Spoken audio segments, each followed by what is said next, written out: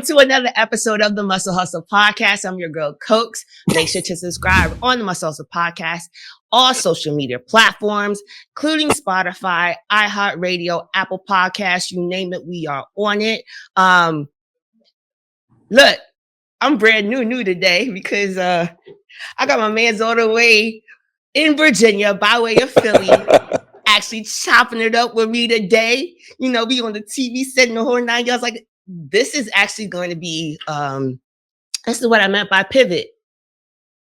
Trying to reach the numbers, you know what I'm saying? I got a lot of opportunity to be able to talk to a lot of folks, and I can't be everywhere at once. So when I meant community, I meant that.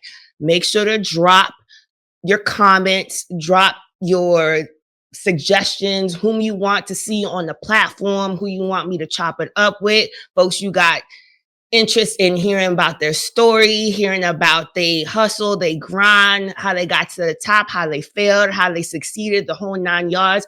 Put that joint on. You already know the link in the bio, okay? DM me, the whole 9 yards. I got you. Dwayne, what's popping? Ain't none, Coach. How you been? I'm great. Go ahead and introduce yourself because, yeah, you know, we on and live. Oh, we live? Oh, okay. She's gonna put it on me like that. Okay. My name is Dwayne Turner. I call myself the unknown trainer. I can see on the hat. I've been training for about 25 years, maybe a little bit more. Yeah, I'm an old head in the game. I have a nonprofit called Keepers of Cora. It deals with mental health. We'll probably get into that a little bit later. Sure. But I just want to come on here and kick it with my homie, man. We go way back. Like, you know, way back. Yeah, man. Yo, it's crazy because what was it, like 2014, 15 when I moved back to DMV area? Something like that. I want to say. Yeah. Yeah, something like that. And then I had moved back from Miami and I moved back to the DMV area and was in this one of the popular gyms in the DMV area, which is booming right now. Mm-hmm. Unfortunately, I did forget the name. What's the name of the damn gym? Do you remember? Who? Guess not. Okay. The name of the gym that we went to. I'm gonna pull it up. Okay. You pull it up. It's saying it. Fine. Oh shit. Okay. Got it. All right. So we was in this popular gym and he was actually training with like some of my other homeboys and stuff like that, right? But I'm real antisocial, if y'all don't really know, unbeknownst to a lot of people. Antisocial? You might want to rephrase that one. What is that? What was it? What? Man, look, antisocial means you make eye contact with people, maybe say hi. No. But nah, not you. I'm not making no eye contact. No, you want to look at people. No, for what? He's mean. So what's that called? Mean? In my own world? Mean. No, it's not mean. Actually, what it was is because of the fact that I didn't have my contacts in, or did I have my glasses? So, regardless, I just couldn't see. Uh-huh. And I didn't want nobody making fun of me because what's the point of having eye contact when I can barely see what the machine I'm on? So, anyway. Time out. You had your glasses on. Stop it. Keep going. You're right. Okay. So anyway, Dwayne is somebody I've known for a long time. We used to train together. He actually used to coach me as well too. He is definitely somebody who has been in my corner for the long haul. Honestly, I've given this man grief. He bald because of me. So, but I know I don't stress this man out. All right. But you have to also understand, like, it's funny because we actually have a connection where come to find out he knew like my cousin, him and my cousin go way back. And so I just honestly feel like knowing family and just kind of being drawn to him and stuff like that, it was easy. Plus tri-state, you know what I mean? Like we just link up and it's up. But I appreciate you, Dwayne. This is one thing about Dwayne is the fact that like it don't matter how long it takes. It doesn't matter how long it's been. If I don't chop it up with him, he is literally a call, a text away. First thing gonna be like, what's good? Mm-hmm. You all right? Mm-hmm. And I could lie with my eyes cross-eyed, and he would be like, yeah, try that again. You know what I mean? That's what I mean by like actually being able to tap in with the folks who you really think are in your circle. You know what I'm saying? I keep my circle real Mhm, small. I can actually count how many mhm, people I chop it up with on a regular basis. mhm. And even not on a regular basis, I still can. I basically say this: if I can't invite you to my wedding, and knowing that I don't really rock with a lot of people, I'm cordial, but it takes a lot for you to be invited to my house. That type of rocking with you. And Um, then yeah, you know what I'm saying? Like we not tapping like that. But I'm not even gonna go. I could go on and on about Dwayne. Dwayne, I appreciate you tapping in with the always Muscle Hustle podcast. I first like you time. was talking about how you it's been a minute you wanted to be on the platform. That's a lie because I ain't never Look, heard you say anything about you being time out. interested in So we're gonna go back, right? I know you're having little memory loss here, right? So you remember when you first brought this up about doing the podcast? So who was there no. like to push you for it to do it? I like just do it, Yeah, huh? right. Um Yeah, yeah. Remember that? Remember those conversations? so so but going back, right? This episode really is about like just chopping it up with your friend. This episode honestly is really just tapping in with folks um who honestly really are in your corner. You know what I'm saying? And they can actually be able to help you succeed within your rights towards whatever it is that you aspire to do. They understand your grind. They understand the work that's put in. They understand your hustle. And they're also encouraging and they're not afraid to shoot the shit about putting you in your place because they already know your goal based off of what y'all discussed. There's Mhm, no type of fluff when it comes to the type of relationship that me and this man have. mhm, In the end, he already I know I value our friendship and I know he values ours as well too. And it's more than a friendship. We're not blood, but at the same time, honestly, it couldn't make us any closer. mhm. The death of my mom as well too just recently happened. Man's been in my corner. This man drove all the way to Timbuktu to my brother's house just to be able to be there for our my mom's funeral rites and on some traditional stuff. And that wasn't even the actual ceremony in itself. You know what I mean? So, like I said, salutes to you, man. I don't think I tell you enough how grateful I am to have you in my corner. And Mhm. so I really wanted to just, besides giving you your flowers and the type of person that you are, and not just to me, but everybody around you, I just wanted to make sure that I was able to really chop it up with you and really just give you an air hug. You know what I'm saying? Come on now, don't make me cry Yeah, on here. if you cry, yo, yeah, Nah, I'm gonna nah, talk nah. about you. Because look, when I first met you, right? I remember being in that gym, and I was like, "Yo, who's that little short, dark skinned chick on the This treadmill?" nigga, Right? this nigga. I had to, man. I was because I don't want to know who you were, right? And then when I saw your physique, I was like, "Yo, she has so much potential," And I know you weren't really tapping into it. And then when I really got to know who you were and how like you put up this hard exterior, but you're really a little softy on the inside. Man, I'm a G. But No, go all right, ahead. all right. You a big G to everybody else, little G to me, right? But I always wanted to make sure that you tapped into your greatness of all the way around. From who you are as a person and who you were as an athlete. Because not many people see you for who you truly are. Because you don't allow a lot of people in. I don't. And I know there's a reason behind that, but I always wanted to make sure that you always saw the greatness of who you are when you looked in the mirror. That's why I try to So push you so much. it's kind of I'm gonna go back a little bit on that because for me, I'm just like, how is it that someone that clearly you're not family, you're not blood, what I'm accustomed to, heck no, bump that. What we're accustomed to being in the tri-state area, you don't know me from a can of paint. You know what I'm saying? And so it just seems like, how is it that you see me and all of a sudden you see something that's so how do you become invested in somebody who you know nothing about? You know what I'm saying? Like you said, you've seen something in me, but at the same time, you don't know. I could be a damn demon for all you know. You know what I'm saying? So it's just kind of Mhm. like it's weird how some folks can actually tap in and be that impact to really be seen the good in people and really want to see like folks win, because that's not the culture that we live in right now, is wanting Ah, to see others win. You know what I mhm. mean? And so I really wanted to dive into that, because I'm not the only one and who you actually push. You know what I'm saying? I put you on my man's Charjo as well too. You know Mhm. what I mean? Put you on to a couple other people as well. And across the board, like your name holds weight. You know what I mean? And not just in the DMV area. You know what I'm saying? Now, yeah, you're the unknown trainer, but you're definitely known. Even not even so much as just the bodybuilding industry. You know what I'm saying? Just as a human being. So I I appreciate it. just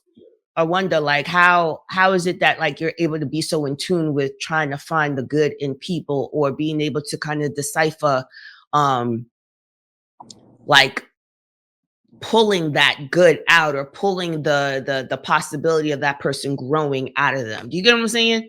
Yeah, because Like, it's am I making sense? no, it does make sense because the one thing about all of us on this earth, right?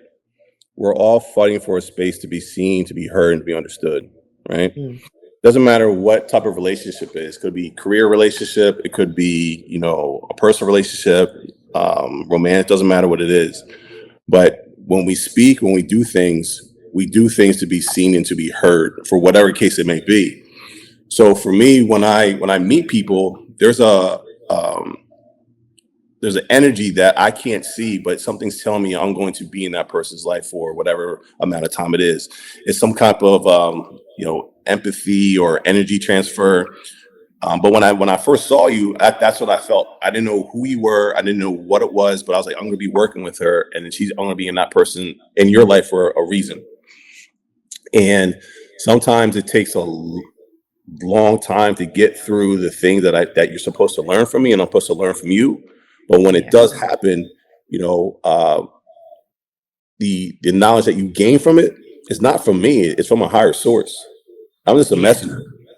I'm a big believer on that. You know, and I allowed you to have that space, of safety. I remember I used to say that to you. Like, doesn't matter what we yeah. go through, you always got that place of safety with me. You can be honest, you can be chaotic, you can cry, whatever you want to do, but you can come to me for anything. And I try to make sure that happens for the people that that are attached to me through the energy transference. I mean, um, because growing up, I didn't get that. You You think know, that's where that stems from? yeah, 100%, 100%. To be seen and to be heard is a big thing. Hmm. Especially when you get into a relationship and you're trying to get to talk to a person. And yes, we have the love languages, right? I might go off a tangent here for a second, but I'll bring it back. But if I don't understand how to love you, right? Because I never seen it, because you're asking me Hmm. for, say, uh, words of affirmation. But I come from a household that I didn't get that, right? So you're asking me to, give you compliments, shower you with, words of positivity, but I never got that in the household, for example, right? So Right. now, if you're asking me for that and I'm trying to do that, but you don't see my effort, how does that go into work? I'm gonna say fuck you. Exactly.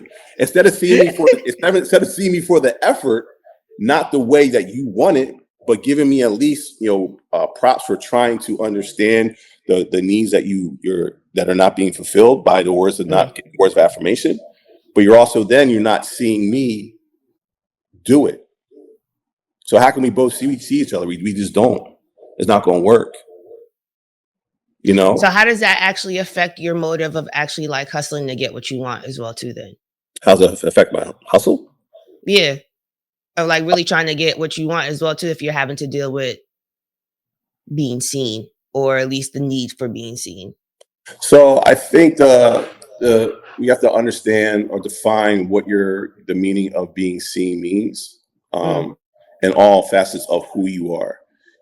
I don't mean by ego. I don't mean by. I think I mean by presence. You know, okay. Because if yeah, people would decipher that as being more so of an ego thing too. yes, it's more by being seen as a human. You're hearing what I'm saying and valuing what I'm bringing to the table. It doesn't always have to be tangible. It doesn't have to be currency or money or something like that. It could be knowledge, it could be wisdom, it could be advice, it could be a hug.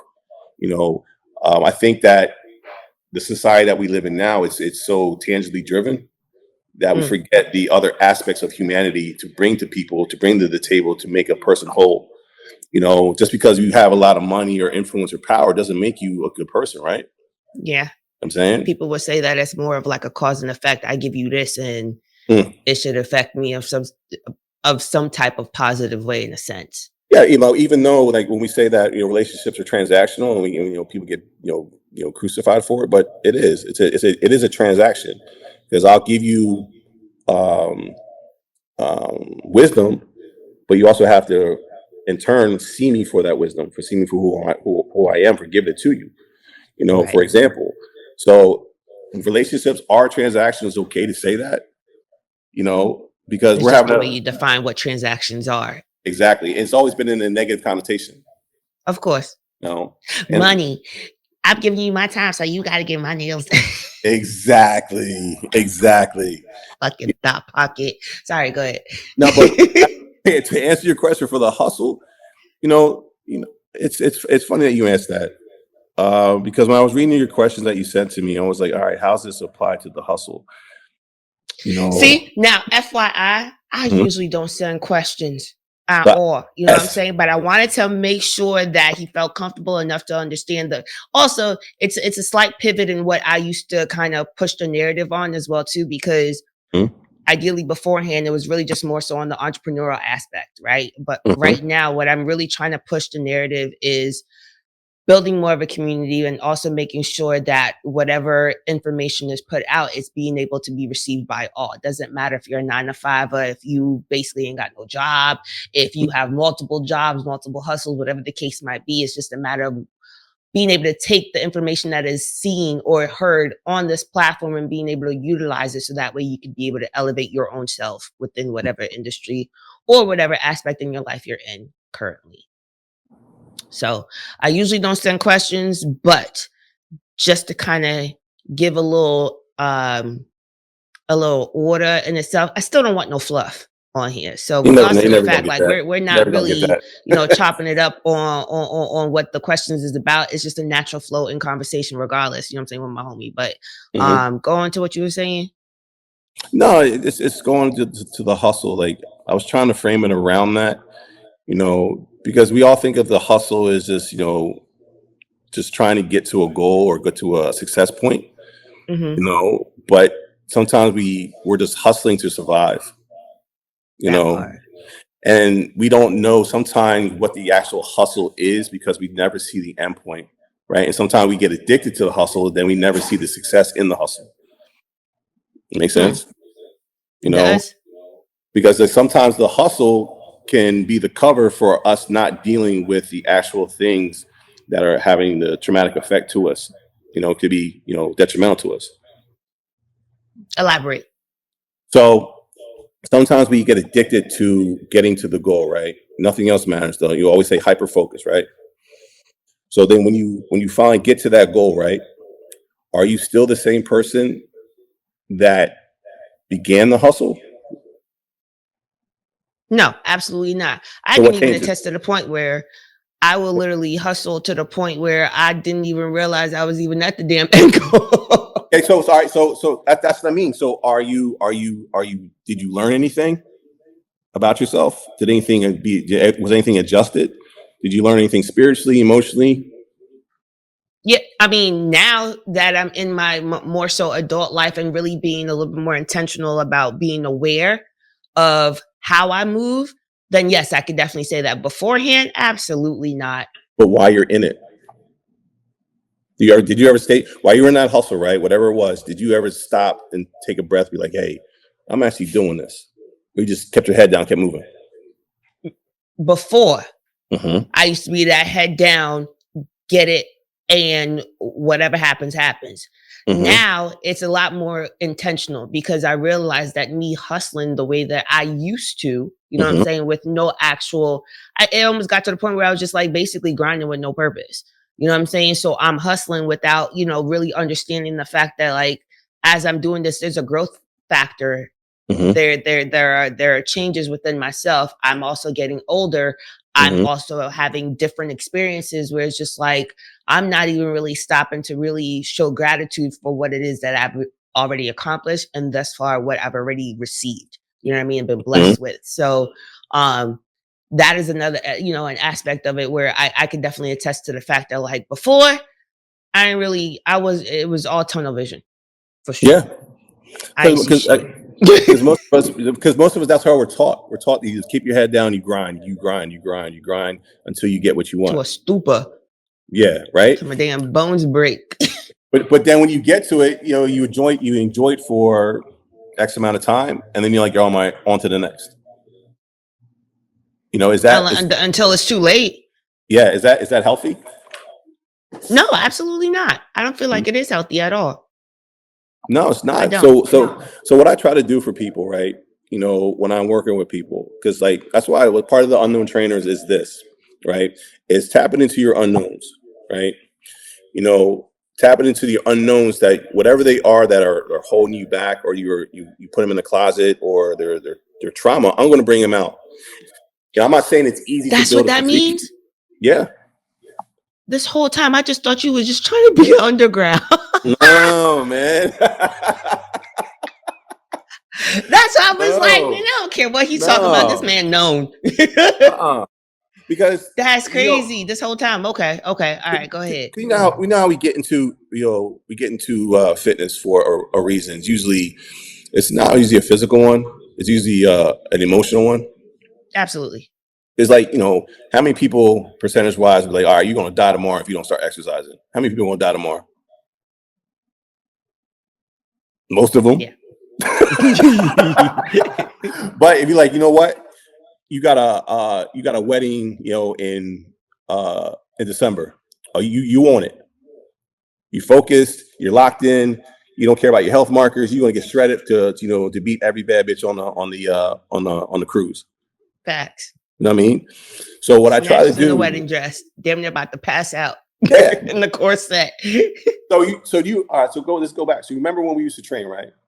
Yeah. I remember I used to always ask you questions. It used to piss me off. So always ask you questions. I'm over here literally about to die underneath this damn bench press or squats or whatever. And this man over here asking me like these deep ass thought process questions. And I'm just like, even before that, you used to come in and I'm like, what's wrong? You're like, nothing. I'm like, what's wrong? Nothing's wrong. I'm tired. Let's go. Yeah. And then you give me like, 5 reps and you were ready to tap out. I'm like, what's wrong with you today? And we go take a walk and what happened? Exactly. So we started to tap into those unknowns that you thought you could deal with, but you needed to talk to somebody or talk it through to get a better hold or management process or way to allow it not to bother you.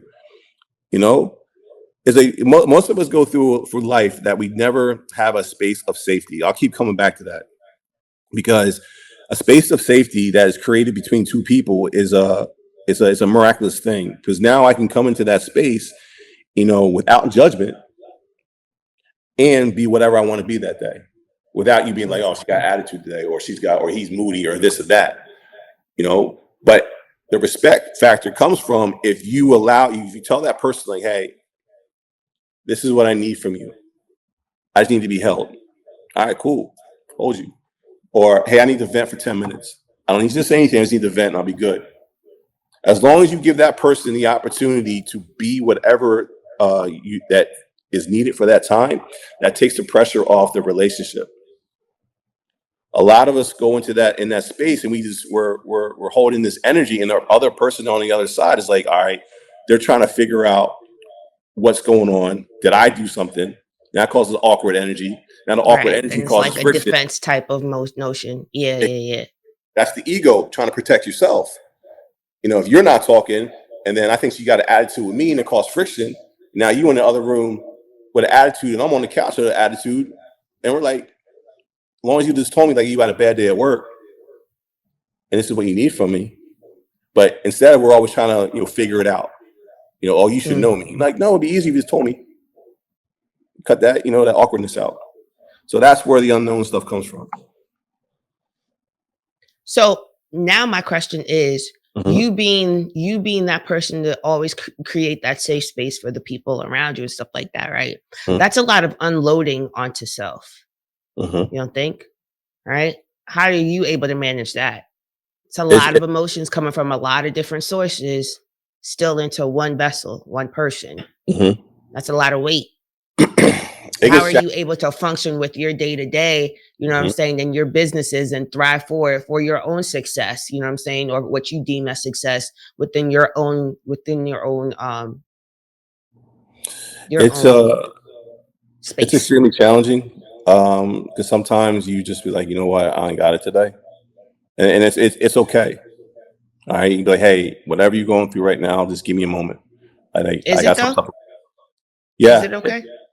yeah. Yes, because all right, so we always think that our job is what we do tangibly to make money, right? But there's a bigger purpose for all of us on this earth. Okay, so one of the things, if you ask yourself, if you could, split yourself into two to make two cocos, this would be an interview between you and you. Be like, who are you? Ooh. Take away your titles: daughter, sister, entrepreneur. Who is Coco the human? A lot of us can't answer. Dope-ass chicks. But a lot of us can't answer that. A lot of people can't. No. Yeah, because if you strip away their title as mother or entrepreneur, CEO, or Olympian, whatever, they're like, damn, I don't. So if you're already knowing that you're already put on this earth, that's something to have a bigger purpose, a bigger influence on people. It's the ego that gets irritated. It's not the spirit. The spirit might get tired, but the ego gets irritated. Like, why me? Right? But if you know that your purpose is people, and the eye-opening part for people to see who they are and how great they can be, that's my success. I mean, to see people, get text messages or DMs from people that I've, trained or talked to a long time ago. I'm like, yo, I still remember our conversations, and I appreciate you. Like our relationship, when we were going through our little thing, whatever, our separation, whatever, that I'm gonna tell you right now and be real with you, that really hurt. Because like you're one of this the motherfucker about to have me crying. Yep, I'm gonna get you back, right? No, because it really hurt, because I understand the miscommunication, but it hurt because I felt that we were bigger than that. I would never leave you hanging. I'll never leave you by the curb with no ride. I would never leave you nothing. And then when we stopped talking, I was hitting you up and you were just ignoring me. I was like, what the hell did I do? And then when you explained it to me, I was like, I got it, but it still hurt. Yeah. So just to kind of piggyback a little bit off of that, I have a really bad tendency of cutting people off with no explanation and just going ghost on folks. Really, I thought that. And so, I'm learning. I'm learning, you know what I mean? Because I realized that beforehand, I've always been the type of person to handle it yourself. The guard is always up, you know what I'm saying? You're not gonna get me. You know what I mean? I don't plan on getting you. I just plan on cutting your ass off. You know what I'm saying? But you're not gonna get me. So and nor are you going to hurt me. I feel like I've been hurt way too much to where now I'm just like, okay, the guard's always going to stay up, so that way I don't have to worry about nothing. And so when I literally feel like that wall is being attacked in some type of way, shape, or form, I damn the wall. I put boulders up. And it's just like, now you really can't touch me. But what I was also realizing is the fact that like the folks in whom I actually broke my walls down for, or at least was able to kind of show them a soft spot or let them in remotely, those who actually showed that they cared, if they did something that wasn't consistent to what I was accustomed to seeing on a regular basis, I still wouldn't give them no type of time to explain.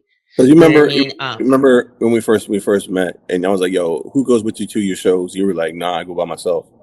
I was like, "What?" Yeah. I was like, "All right, I'm with you. Let's go." Which was weird. It was definitely weird for me because I was just like, nah, I tan myself. Like I do my own hair. The only thing I don't do is makeup because I can't put eyelashes on. And I was gonna be looking like Bozo the Clown doing my own type of makeup. So I definitely contracted for that to be done. But even with that, I was going to one person. Once I found that safety net, even with the makeup artist, she was the only person I would go to. Otherwise, I would not do the show because once I actually focused on one person, that was that. So for me, it was just kind of like it was always like it's literally got to be it's militant.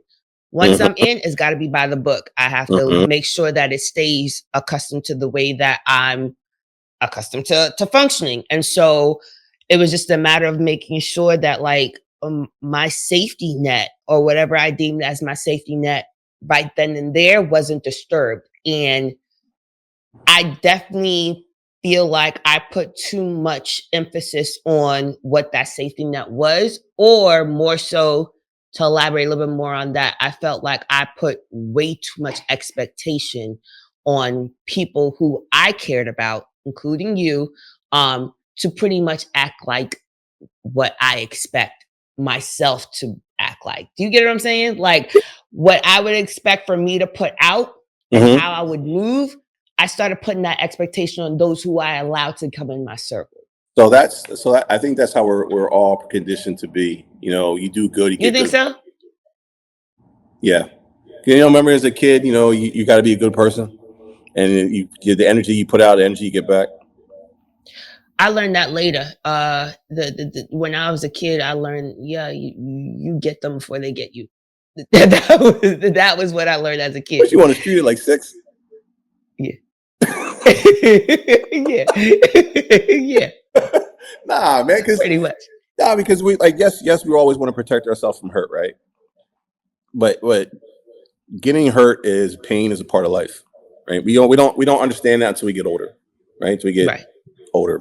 If we were taught that as youth, we probably be in a better emotional and mental state as an adult. Could we have a better landscape of what the world actually is? It's Is not. right, right, Yeah, right. it's not fuzzy bunnies. It's not cute babies. It's none of that. There's a lot of storms that we got to navigate. It wasn't cute then either, but Huh? okay. It wasn't shit Because cute about it then either, but okay. like, all right. So answer yourself this question. I'll answer you this question, right? Has there ever been one day that nothing has ever happened? I'm talking about nothing. Not you didn't spill a cup of coffee on yourself. You didn't bite your lip. Everything went perfect the whole day. No. So how come we're not taught that from from the time we could understand conscious thinking? That part I don't know. Because like we're always afraid to get hurt, and when we're afraid to get hurt, what happens? We tense up. Big time. And we don't allow the things that are actually going good for us to one get through, and then for us to actually enjoy it, because we're always thinking, all right, this is too good to be true. What's going next? What's going to happen next? We don't What was that? my dog, man. Oh. Over licking his paws, man. Dead. I love him to death, but he just like when you're not paying attention to him, he just does stuff. But if we had a better understanding of what truly life is, the yin and yang of it, not the balance of it, but the management of it, I think a lot of us, would be able to deal with our traumas or our situations that came from our childhood or came through situations in life. We'd be like, okay, this is supposed to happen because I'm supposed to learn from this to get to that. Understood that? It's funny that you like okay, so is this how you came about with your nonprofit? Because I know what the unknown trainer. Now that I know what the unknown trainer is really, what it really stands for. How did this nonprofit come about, and how did that tie into each other? Because why not just elaborate a little bit more on the unknown trainer, and build on that So aspect. it all started actually from my for my first Instagram. It was called, My Life, My Way, No Saying It, right? Yeah, I remember that. Yeah. So That was basically, just your private page. yeah, but I want it to be a movement because it gives people power over their lives. Because we're too focused on people's opinions, people's criticism, critiques, whatever, right?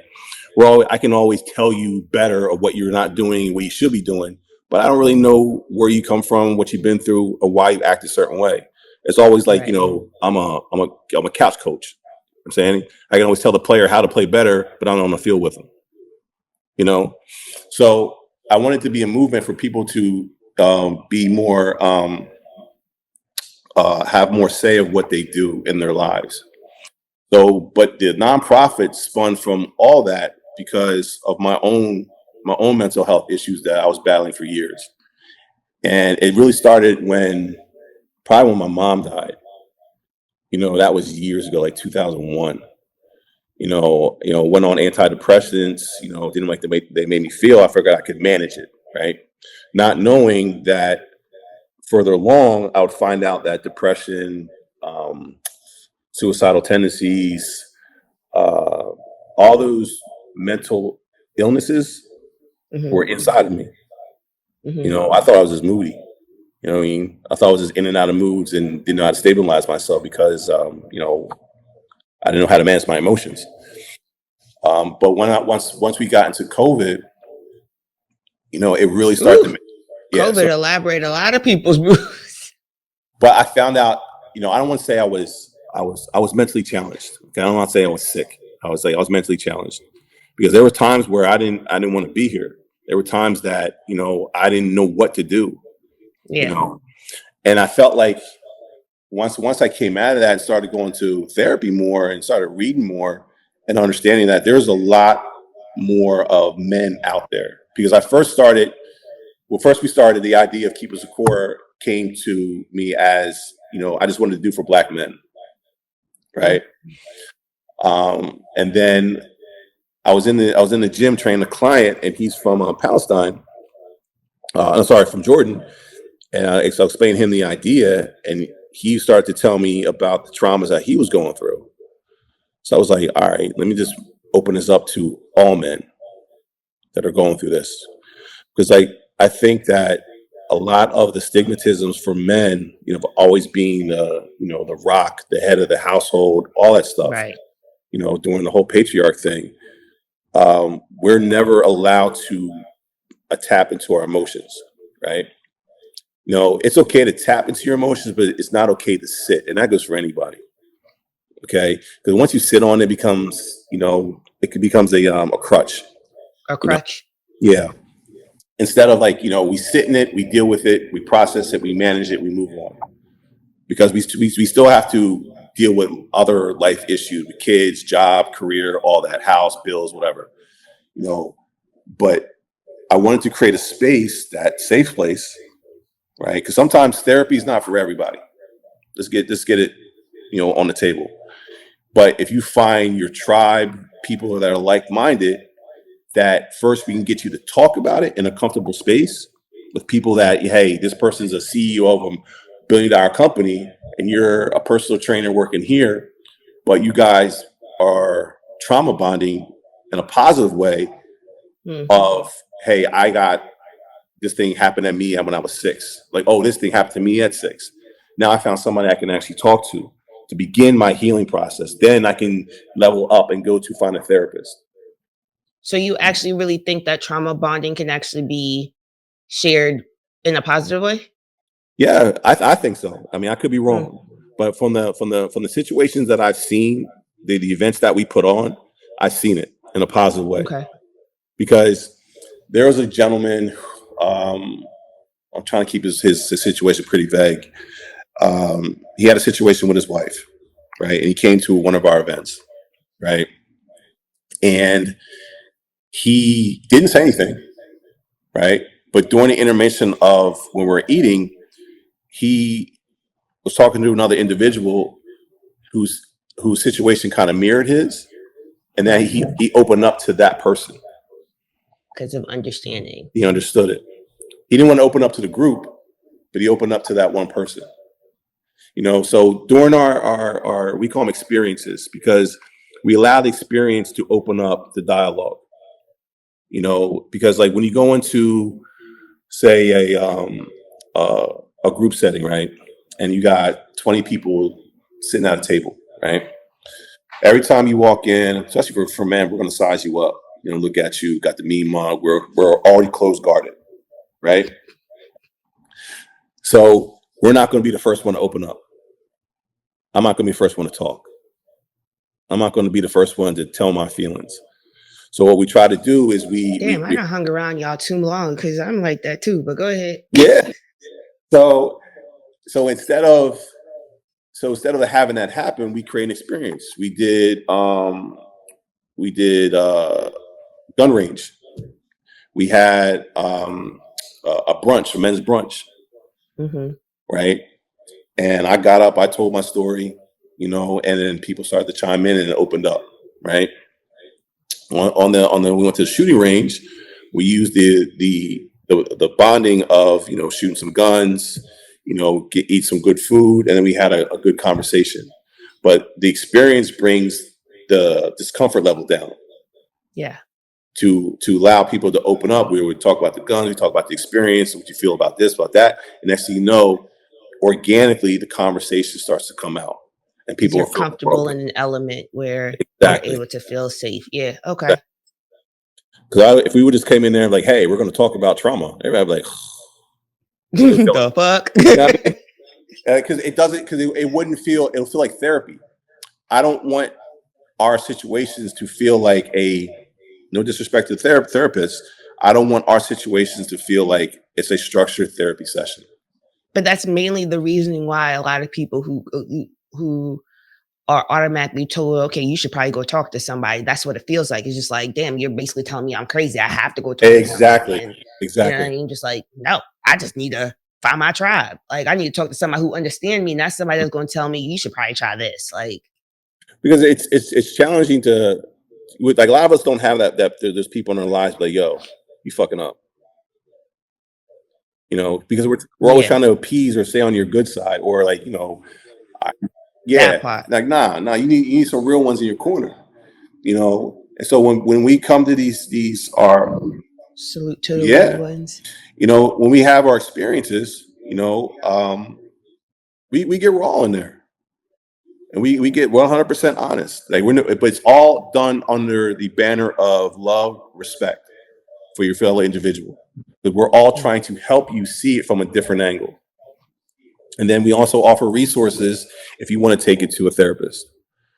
We offer on the first one we raffled off 2 therapy sessions. To a therapist that we were working with, and somebody won him, and then he went and basically saved his life. So these are actual structured situations or experiences where it's beneficial in the end. It's not like no facade. It's because we want people to feel comfortable. Because it takes I can appreciate. Yeah, because like I can definitely because if I brought you to the crib, right, like, hey, let's talk. You like, let's talk about what? Like some behavior that was going on. I saw you, right, that you were doing, and you have your defenses up already. Especially with the fact that it ain't family. You know what I'm saying? Now, sometimes I'm not gonna sugarcoat, like, there's some people in your family you just can't talk to. But at the end, like, you have, they like saying, keep stuff within the family. You know what I'm saying? If you need to talk to somebody, most of the time, at least where I'm from, they be like, yeah, you keep that shit within the fam. Like, you don't need to be talking to nobody else out there. But sometimes the harm comes from, people in the fam as well, too. So then who do you turn to? But the thing is, sometimes you feel the person you talk to is a person you feel comfortable with. It doesn't matter if they're a stranger, family, or a friend. I'm learning that now for sure. You know what I'm saying? Like, again, it doesn't always have to be blood. Because, like, as being a trainer and a coach, you ask your athlete, how you doing today? It'll be the first day or first like consultation, and next thing you know, they telling you about everything that's going on in your life. You're like, like, all you said was those magic words. How are you? You know how powerful those words are, those 3 words? Yeah, but I also think it's energy too. You know what I'm saying? Like like I'm okay. I'm not going to use Mhm. myself as an example because I'm a little different. But you can go up to somebody and be like, "How are you?" They'll just easily just tell you that, like you're fine. But if like I feel like there's meaning behind the word as well too. Like somebody could be able to really read. If somebody's really paying attention, they could actually be able to read whether or not that's sincere, or if you're the person that I want to really tell you how I You ever really do the am doing. 5-second rule with it? How are you? So you go up to No, someone. that's just No, no, more no, no, words. no. You say you go up to a person, right? Like you see them like struggling, right? Say, hey, how are you? And pause and allow them to answer, right? Okay. And then if they answer, no, I'm good. Are you sure? Pause again. The follow through Exactly. question. It's the effort behind. So there's no notion It's, in the it's the pause. Got effort it. behind it. They really like look at them like, yo, look at them in their eye, like, hey, and they can feel the sincerity from you. Like, hey, you good? You want to go talk? And some people just be like, Not the thumbs up. I was like, what is that? Because like we're so in this get to the next thing that we forget that the true aspect of humanity is going away. Because you remember I don't know if you remember this when you were kids and in the neighborhood, your grandma or lady down the street or people across the street always looked out for everybody. That true aspect of community is gone. It's going away. So now we don't even hold doors for each other. We don't even say thank you. You know what? It's funny because when I first moved to Houston, you had like these random ass chicks just holding doors for me and just being really, really pleasant. And when I say guarded, I'm just like Nah, I'm good. Go ahead. Like, I'm good. Go ahead. Nah, you got it. Go ahead, man. Like, bitch ass holding no damn door for me. I'm an independent woman. How about you? I don't owe you no damn money. Like, guarded as shit. But so I also feel like it's a culture True. base as well True. too. Is it as much as it used to be? Probably not. You know what I mean? But I can also attest to the fact that like culturally, certain spots, especially me having the opportunity to live in these different areas for so long and stuff like that, I could see You're right. Because now, yeah, right. the nurture right. behind. You know what I mean? East Coast ain't like that. DMV, Yeah. tri-state, absolutely not. But hell, there's a difference between North and Central and South Florida. They are not all the same.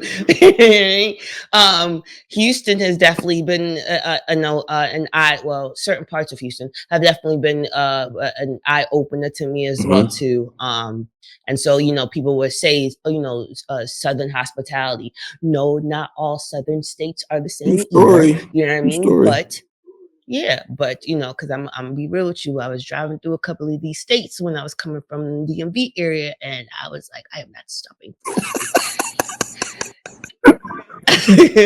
for nobody. What the movie said, any exit that has 4 to 5 letters in the damn name, do not stop. If so, yeah, I made sure. I made sure. Gone. Just gonna have to drive on empty. But no, but I really do feel like these certain areas kind of hold weight in regards of how their mannerisms are, But all right, so if it's cultural, right? Does it have the same meaning? No. So it's just like a program.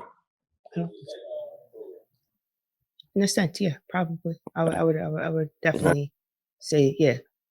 I would have said, yeah, because even if I take it a step further, culture in North America versus culture in Africa. Yeah. Overseas too. Yeah. You see what I'm saying? Yeah. Yeah. You know what I mean? Hell, culture in East versus West Africa, culture in the West Indies versus the rest of the Caribbean. Yeah. So, yeah, it just really depends on where you are.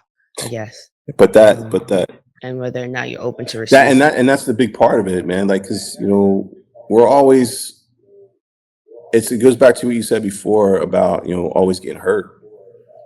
We don't want to get hurt in any fashion. We don't want to feel any type of discomfort. Because we're always Yeah. comparing ourselves to another person's situation. To make ourselves feel better. Yeah, because thugs cry Huh? too. I said thugs, we cry too. Yeah. Yeah. Okay. but but sometimes we need you need that that discomfort to adjust, to learn, to level up if you want to add that in there, to sharpen your hustle.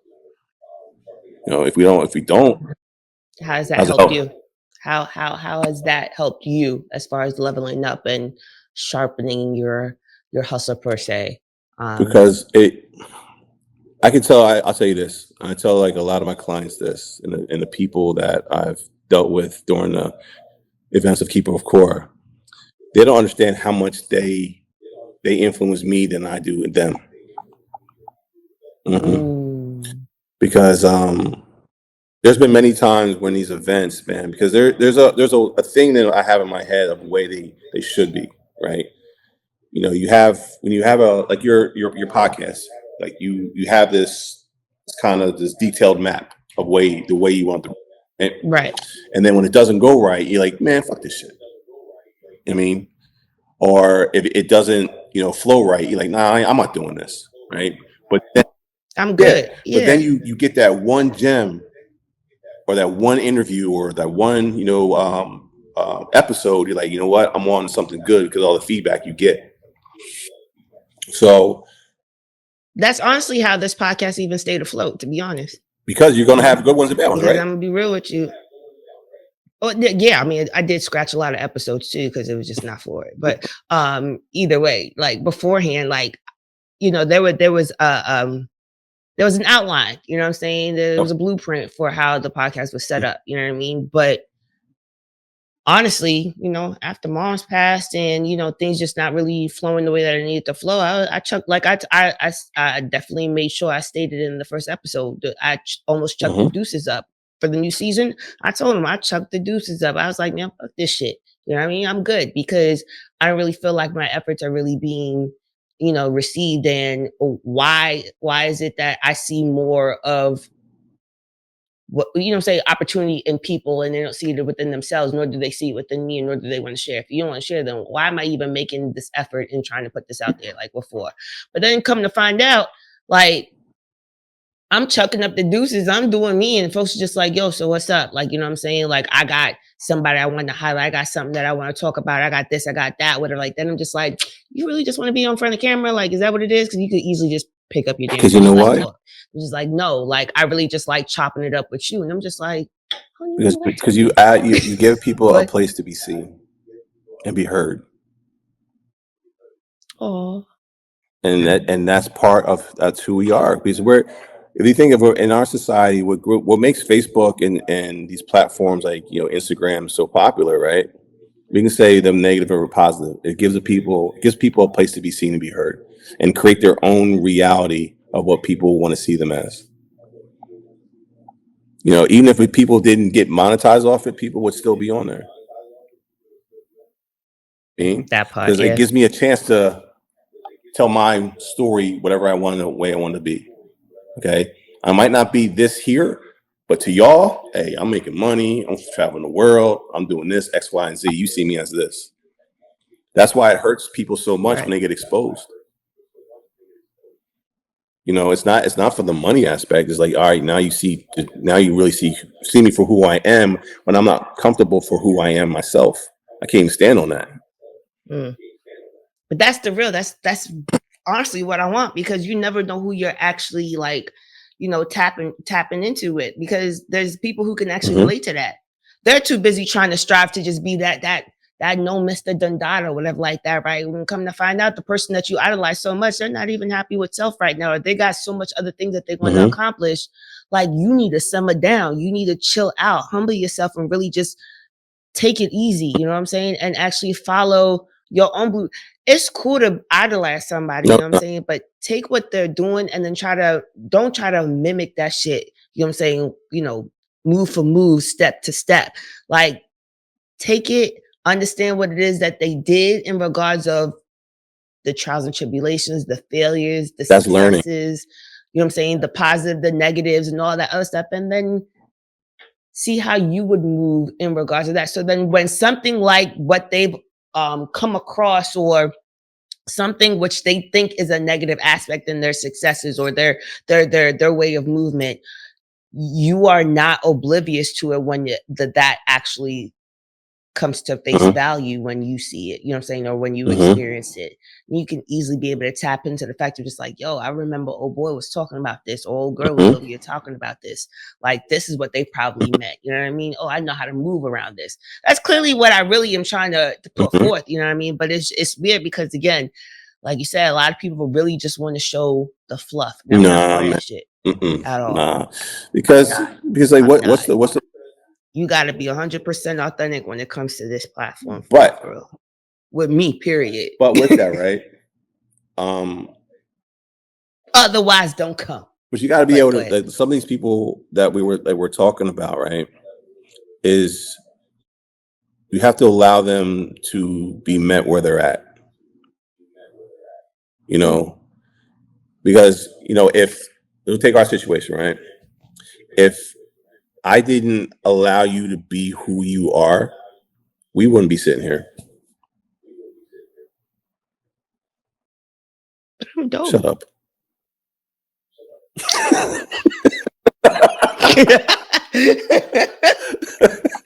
Nah, because like because if think about it, right? Yes, we want to elevate people, right? But what if you're not ready to take the first step to be elevated? Oh, if you don't even know what elevated means in regards to where you are. So I'm talking about, or you telling me about these big, grand, ideas that you see in me, right? And I'm like, man, get out of here with that. But you're like, you know what? For us to get to where I see where we can go, I'm gonna stay right here with you. And until you're ready to move, I'll move with you. You know what I'm saying? That's how you know when somebody really cares about you. They're nudging you, but they're nudging you when you don't even feel like you're moving. That's a camp right there. And next thing you know, you're like, how did I get 40 miles from trauma? I didn't realize I was moving that much. Because if I force you to move, you're going to push back against me because I'm the tangible piece of it. Absolutely. Exactly. Because we're naturally, as people, we don't like change. We like to be comfortable. Because forcing ourselves to change causes too much culpability and too much responsibility for the actions of the unknown. Because we don't like to do things that we can't see, that we can't touch. But that's what? Faith, right? Yeah. But people don't have faith in themselves. Because everything that we're trying to do, right, is we are an external source, right? We want it to come. Now, I'm not going against people's religion, but we want to be saved from something external, right? Of course. Yeah. But that's not happening. Everything that you have inside of you to be great is already there. And I'll go back to myself as being the unknown because that's what I want you to tap into. Greatness is in all of us. It's your decision if whether you want to tap into it and to accept all responsibility to be great and all the things that's going to happen that you have to go through to be great. Most of us don't have that. Or that one person to believe in you the whole way. Doesn't matter. You fight them tooth and nail, but like, no, I still got your back.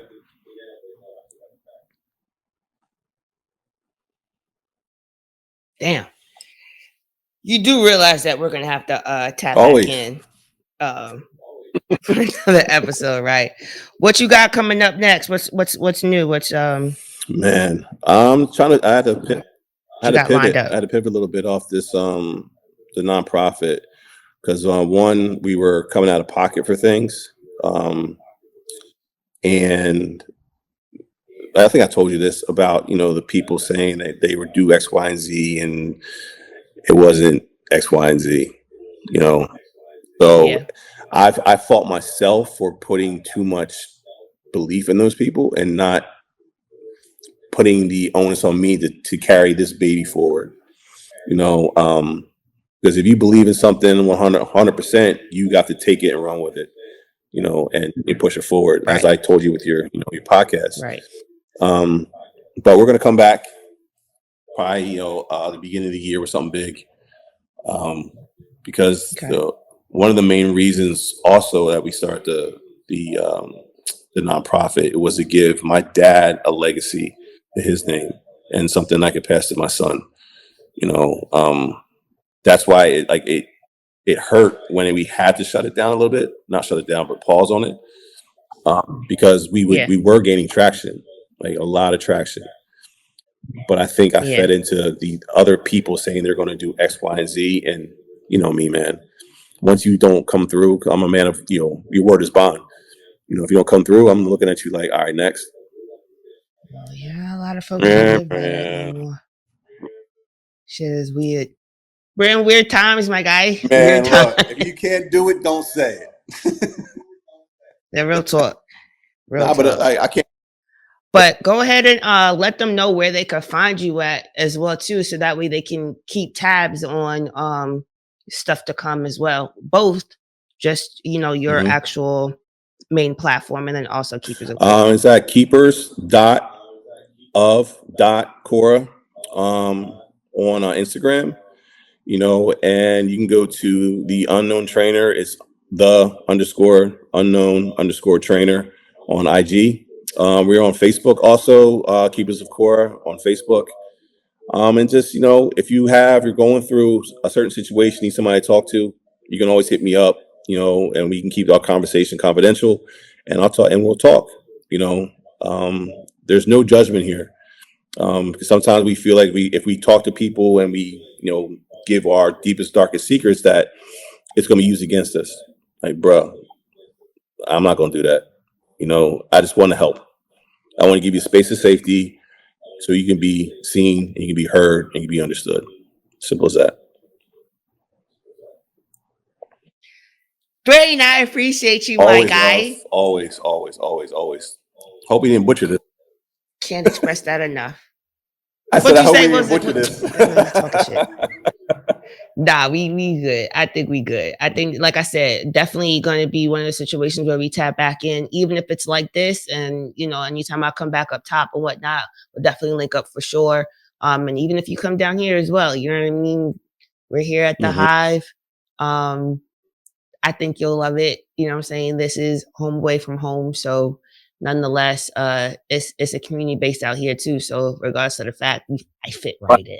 one thing I do want to do So is I want to come down there because I do want to bring an event to Houston. I do want to bring an event to Houston. I Yeah, hear that. yeah, yeah. Because like, We got space for hey man, look, it.